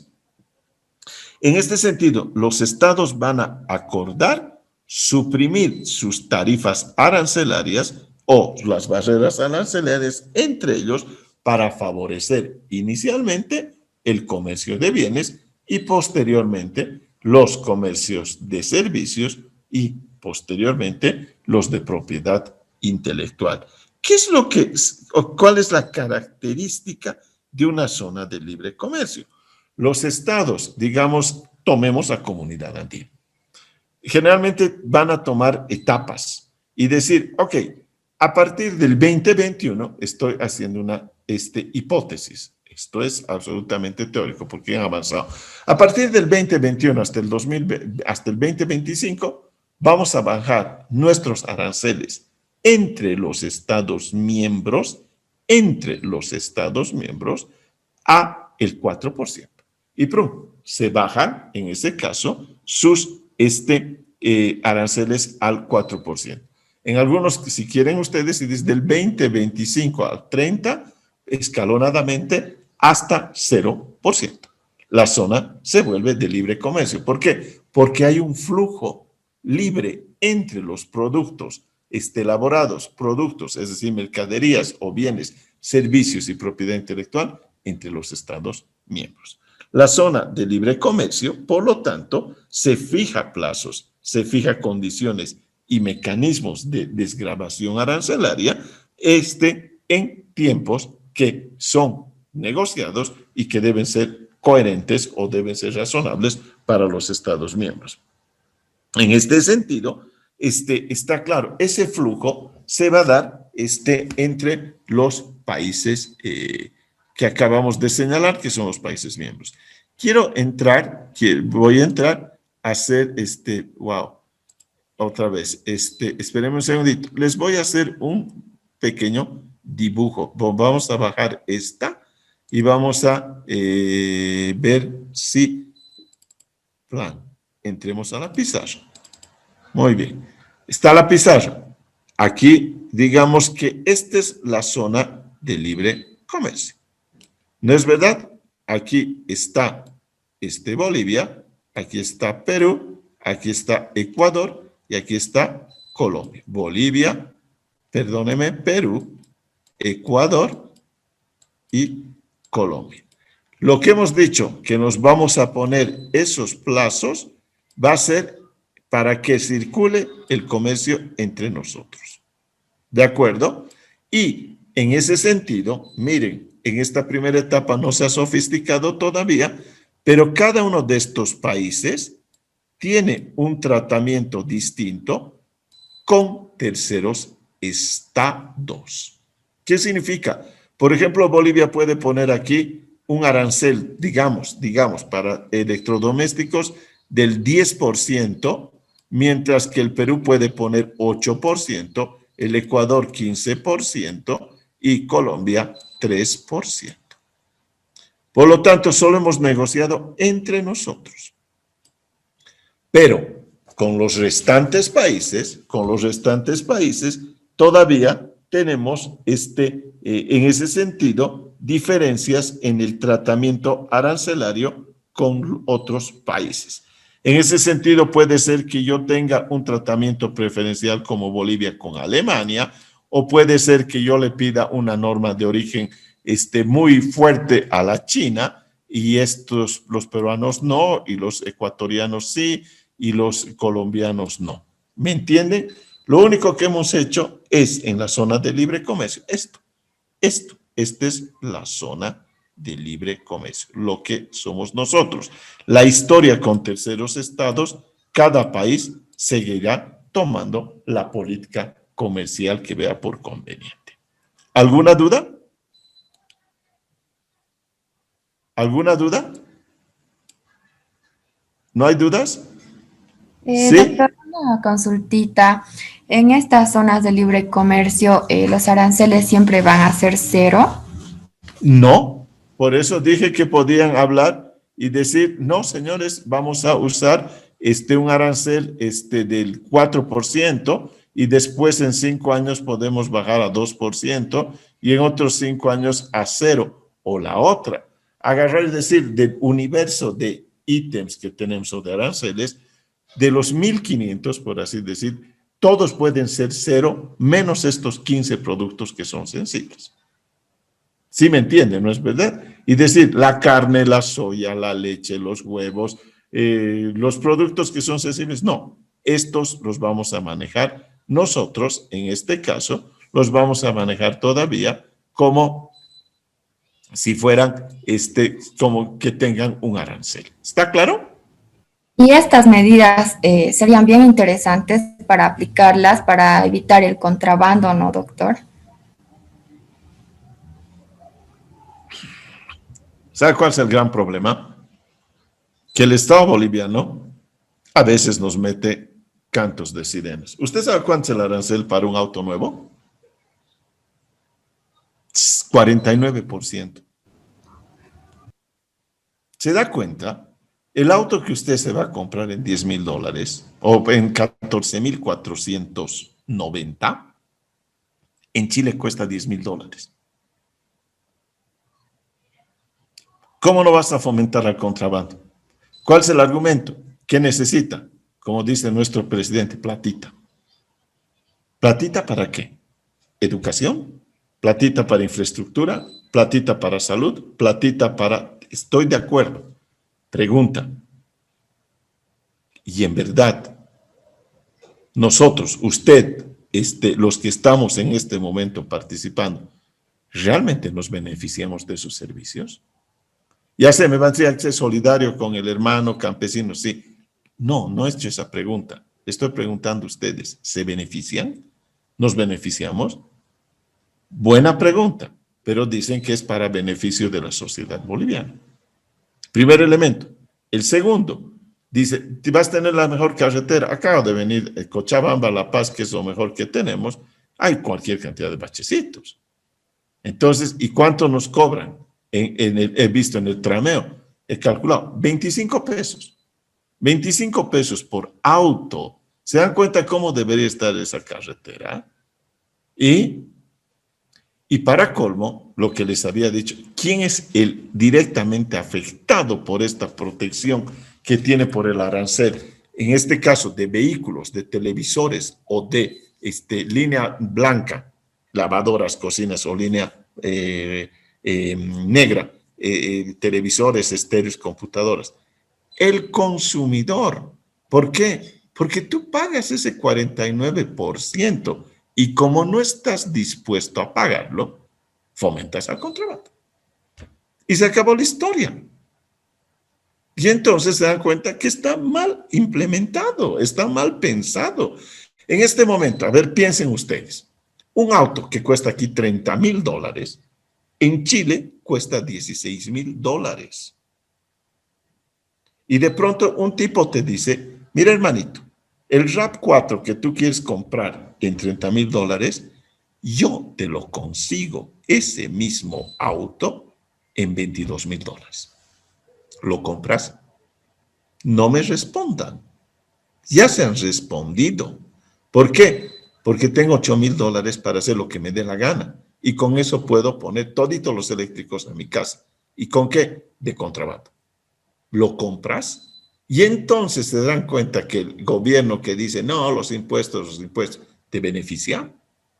En cambio, si ustedes han escuchado las películas, dicen los niños, ¿qué pasó? ¿Qué pasó, fiscal? Yo pago mis impuestos. Y entonces está diciendo, yo te pago a ti, por eso me tienes que dar un servicio eficiente. ¿Ustedes creen que en países desarrollados puede haber como la autopista de La Paz al Alto, 500 metros sin una luz? No, pues, si estás pagando además 2 pesos, creo, cada vez que entras ahí a circular. Entonces, creo que Damaris les respondido. Creo que es una mala política, está mal hecha. Otra vez, insisto, demagógica, porque le voy a hacer este comentario picante, pero desde un punto de vista económico. ¿Todos los bolivianos pagamos impuestos? No me respondan, respóndanse ustedes. ¿Y por qué el cocalero no va a pagar? ¿Y el cooperativista por qué paga tan poco? Bueno, ¿y el cocalero no gana plata? ¿Y el cooperativista no gana plata? Pero en cambio, al de la clase media, te revientan por planilla. ¿Tú puedes evadir impuestos? No, no puedes. Y en cambio el cocalero ni paga. ¿Y el cooperativista puede evadir? Claro que puede. No que hay jucos, no que hay contrabando de minerales. Vamos, el día que nos sinceremos como país de verdad, lamentablemente creo que no lo voy a ver. ¿Por qué? Porque imagino que voy a vivir unos 30 años más y eso no va a haber nada de nada. Lamentablemente, no hay voluntad. ¿O hay voluntad? No, para nada.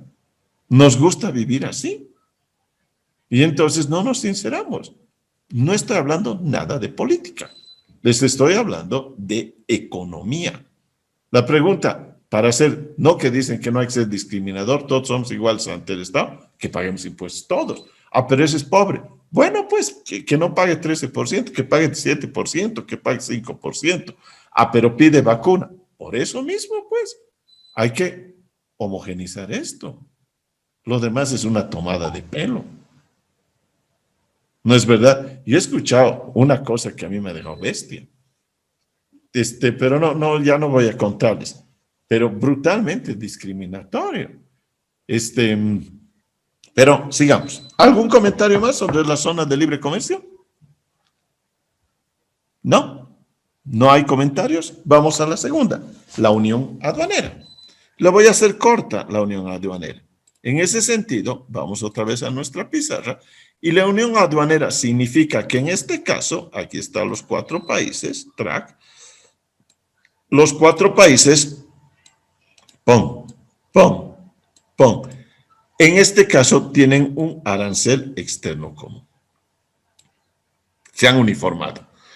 ¿Y eso en qué les beneficia?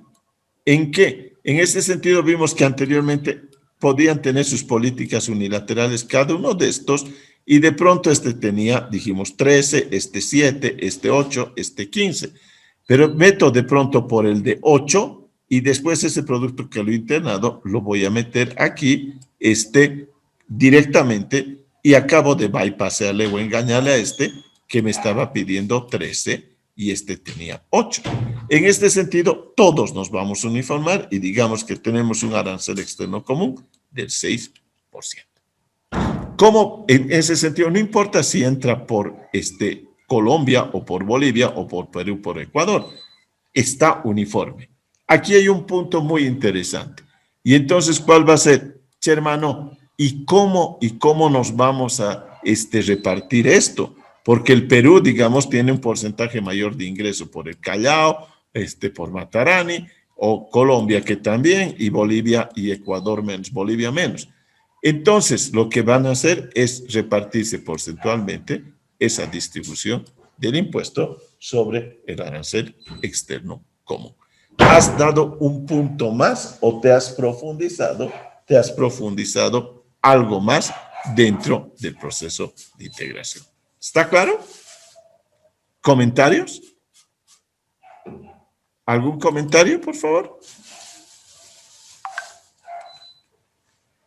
Vamos con la tercera etapa, que es la relativa a la unión aduanera. Por lo tanto, estoy concluyendo, la unión aduanera ha eliminado las tarifas entre los Estados miembros. La primera ha establecido, lo que les he dicho, un arancel externo común, todas tienen uniforme, y la distribución de los ingresos aduaneros entre sus miembros conforme a una fórmula acordada. Ya les he dicho, los peruanos dirán, pero el 60% entra por nuestros puertos, 60%, el 20%, el 15% y el 5%. Inmediatamente después vamos a una tercera, que es el mercado común. ¿Qué significa o cómo, qué es lo que vamos a ver? Voy a anotar acá, les he pedido que robarles un poquito de su tiempo, porque creo que vale la pena. Hemos dicho aquí, unión aduanera, y ahora vamos al mercado común. En el mercado común, lo que se va a dar fuera de esto que ya hemos avanzado, se va a dar libre movimiento de factores de producción, es decir, trabajo, los obreros o los empleados o los trabajadores se van a poder mover de un lado a otro, capital, K, ¿no es verdad? Capital, dinero, y finalmente, lo que se llama, en ese momento se llamaba la tierra, dentro de la economía clásica, pero podríamos llamarla nosotros industrias. En ese sentido, lo que se va a dar en el mercado común es este libre movimiento, y entonces los trabajadores colombianos o los peruanos o los bolivianos pueden moverse de un lugar a otro y se van a beneficiar de la oportunidad de trabajar donde quieran. Esto ya es un paso sofisticado. ¿No es verdad? Nosotros estamos recién entre la zona libre de comercio y la unión aduanera. Los norteamericanos no han salido de la zona de libre comercio. Miren, esto ya es mucha cosa. Voy a hacer que circulen. Los europeos lo hacen. Hoy día se levanta un belga y decide irse a trabajar mañana a Grecia. O se levanta en ese momento un lituano y se va a trabajar a Dinamarca. En ese sentido, las inversiones, el dinero, el capital. De pronto dicen, mejores condiciones me está dando el Estado, en este caso, por así decir, Luxemburgo. Entonces voy a llevar mi dinero ahí. Y nadie dice que es vendepatria, nada.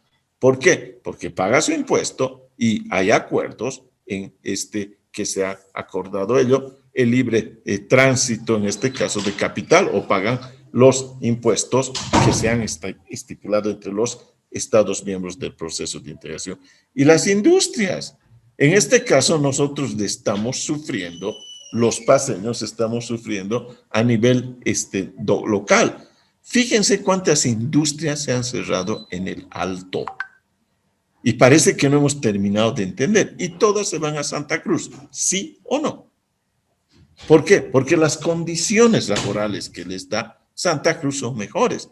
De las que me da pena, en las últimas se ha ido la embotelladora Embol. Y se ha ido Pío Rico, creo que tenía.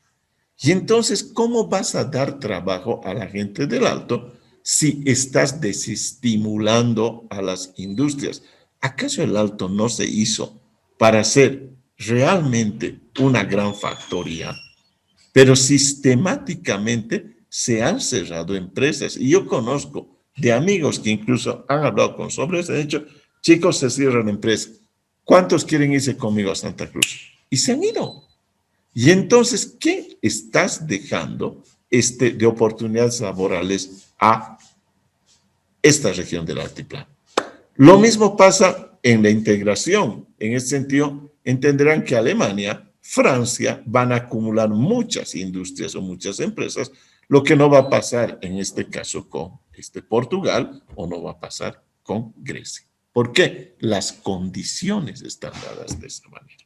¿De acuerdo? Ese es el mercado común.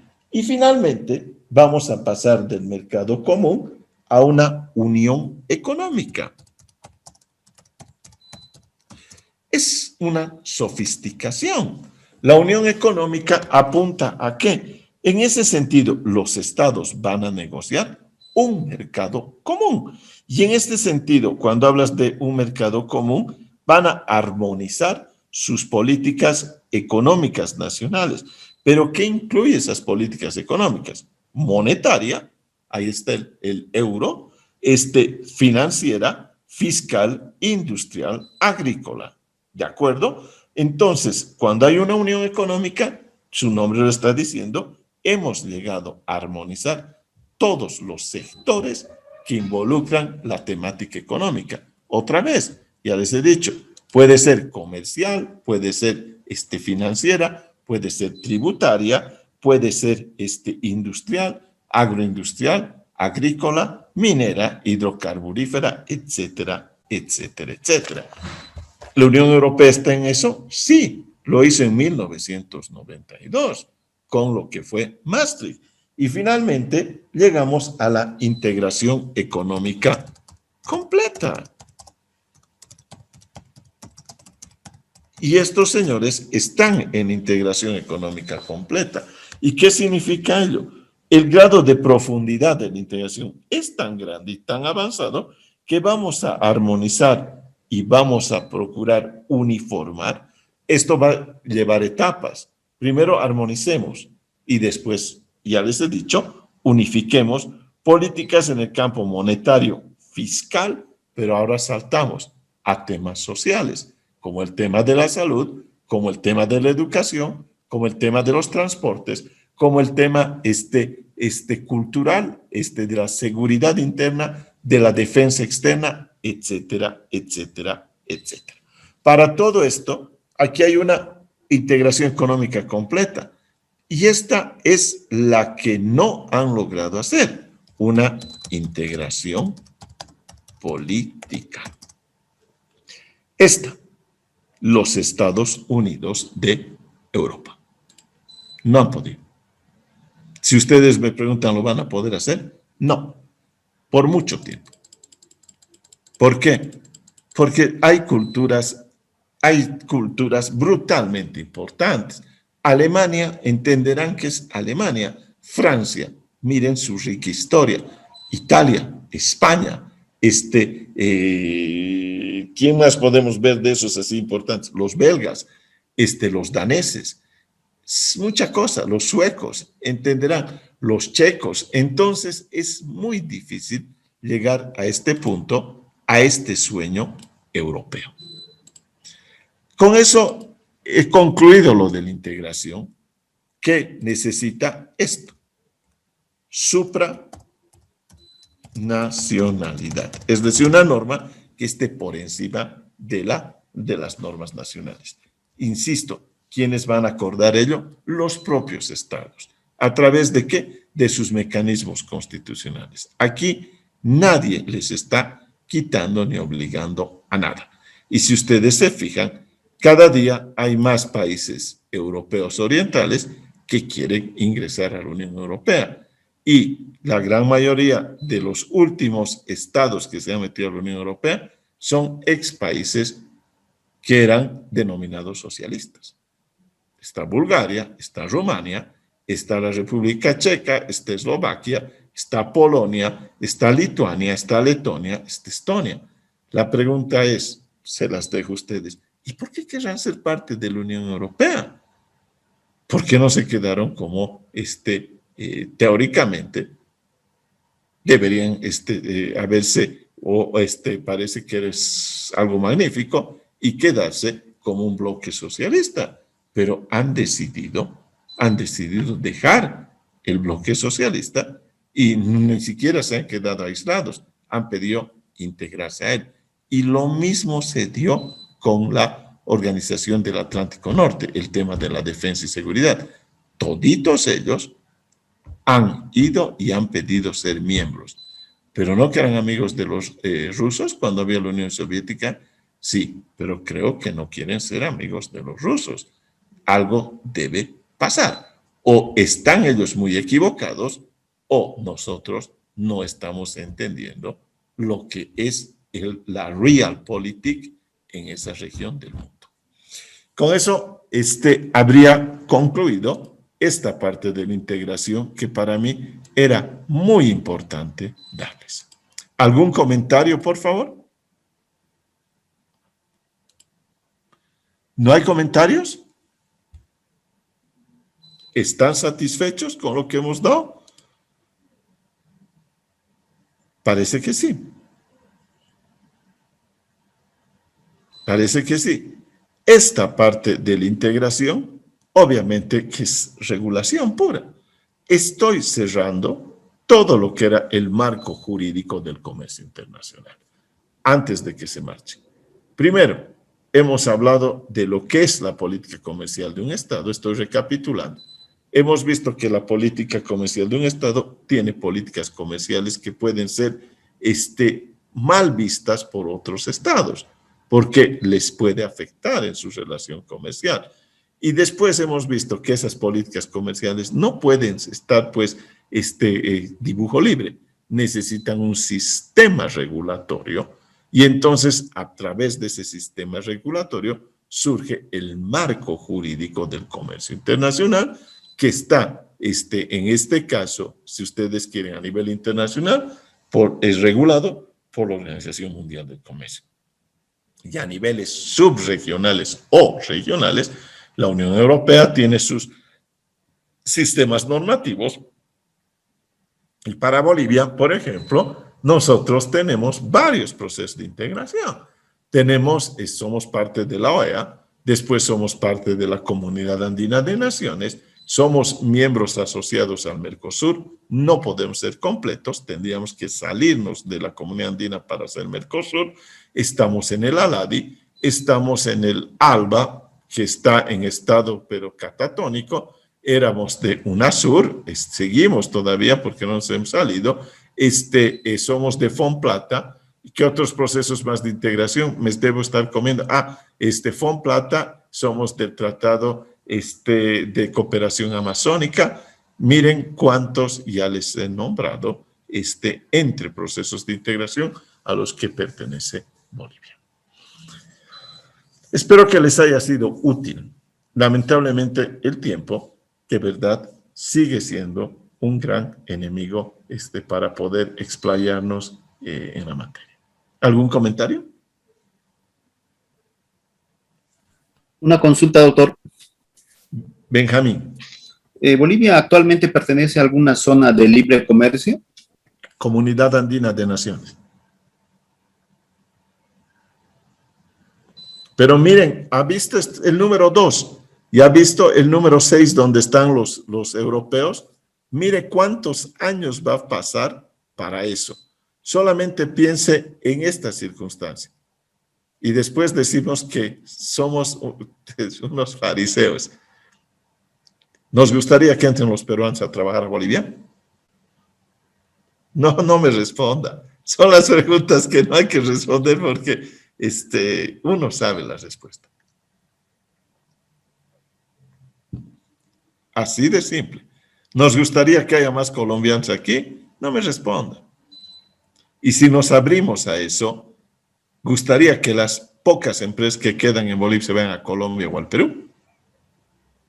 ¿Me entiende? Hay cosas que no se pueden cambiar. ¿Por qué? Porque no nos hemos sincerado todavía en el modelo económico que busca el país. Ese es el gran problema.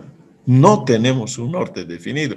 Yo escucho que nos dicen, pero desde que tengo uso de razón, norte. Mentira.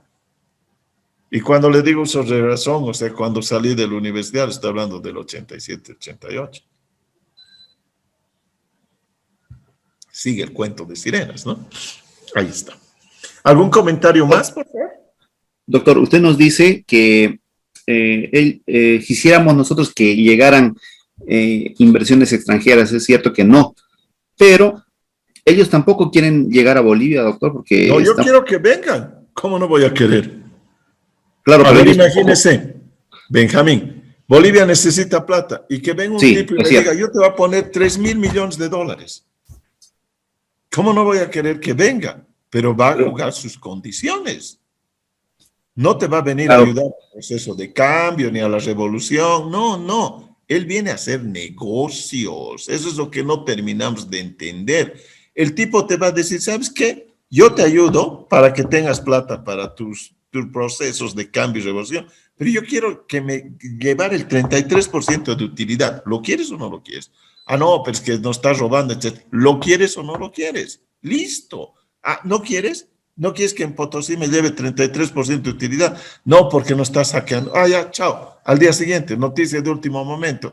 Esa empresa está en el Salar del Hombre Muerto, en la Argentina, que tiene una misma línea. Se supone que Fernández somos idénticos ideológicamente. O en Chile, en Atacama. ¿Y quién se fregó? ¿El tipo? No. Él va a hacer el negocio. El que se fregó fue el Estado boliviano, que se va a quedar con sus riquezas, pero para explotar tus riquezas necesitas maquinaria, necesitas tecnología, necesitas know-how, necesitas, ¿qué más? Mercados. Esos tipos te pueden asegurar y decir, viejo, yo que te voy a explotar esto, voy a explotar tus cosas, yo te aseguro el mercado, yo te lo voy a comprar o yo te lo voy a acomodar, pero necesitas un buen contrato. Y no vayas a expropiarlos a los 2 meses o a los 2 años. Aparecen, dice, está hablando pues de Glencore, ahí está de una empresa suiza, ni gringa, que a los 2 años los comunarios se entran y se toman la mina. Oye, no has puesto un peso, pero es mío, es originario, tengo mi derecho. Pero entonces, ¿qué vas a hacer? ¿Vas a escarbar con tu picota, hermano? ¿Vas a escarbar con tu picota? No, pero le voy a quitar su maquinaria. No se va a dejar, pues. ¿O usted se dejaría? No, pues, hay una frase de un ex entrenador de Boca que decía, estaremos gordos, pero no giles. ¿Sí está claro? ¿No es verdad? El inversionista es inversionista, no lo vean como, por eso les digo, los políticos confunden eso. Si usted, Benjamín, me dice, quiero que me hagas este trabajo y yo puedo sacarle a usted una utilidad la más alta posible, lo voy a hacer. Y usted me dirá, pero es que no eres mi amigo. No soy tu amigo, soy tu socio. Voy a hacer negocios contigo. Yo no quiero ni chupar contigo, no quiero hacer joas, no quiero hacer nada. Quiero ganar dinero y hacerte ganar dinero a ti. Listo. Se acabó la historia. Eso tenemos que entender. Por eso es que estamos trancados. Doctor, está bien, ¿no? Lo que me dice, pero a lo que yo me llevo es que ellos tampoco van a querer invertir en Bolivia por las condiciones que el gobierno le da a esas empresas. Ah, bueno, pues ese es el problema boliviano. Ese no es el problema de ellos. Y ellos van a salir, van a decir, tengo 500 millones de dólares, ¿quién da más? ¿Quién da más? Y va a ver que los peruanos o los chilenos o los ecuatorianos, yo. Es tu problema. Ese no es problema de ellos. Ellos se vuelven vedettes. Tremendas bailarinas, ¿no? Que te enamoran. Pero como nosotros nos hacemos los hermosos y no queremos ponerles unos billetitos por lo que baila, se friegan, pues. O sea, no vas a tener a la bailarina delante tuyo. Y los inversionistas son unas vedettes.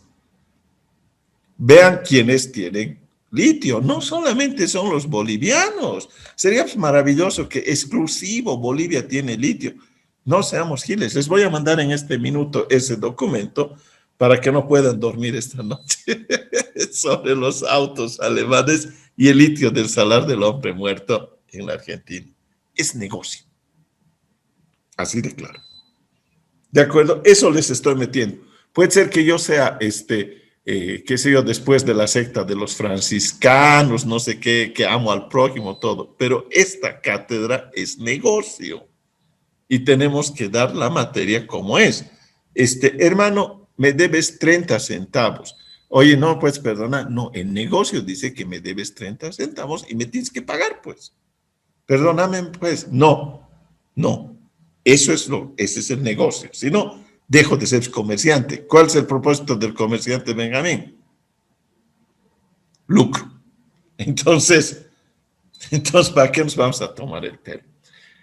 Le mando un abrazo, Benjamín. Damas, caballeros, espero que la hayan pasado bien. Gracias. Y piensen, dicen los gringos, business are business. Negocios son negocios. ¿No es verdad? ¿O creen que, voy a otra vez meterle siempre el dedo a la llaga, creen que el narcotraficante está regateando su kilo de cocaína? ¿Verdad que no? Bueno, pues hace negocios. Hace negocios. Entonces, ¿por qué nos meten los dedos a la boca o nos quieren hacer cuentos chinos? Este es negocio. Y el que te va a vender armas, te va a vender a un buen precio. No te va a dar regaladito. Un abrazo. Que esté muy bien. Nos vemos el viernes. Gracias, doctor. Buenas noches, doctor. Gracias. Buenas noches. Gracias, doctor. Hasta luego. Hasta luego. Hasta luego, doctor. Hasta el viernes, doctor. Buenas noches. Hasta luego, doctor. Buenas noches.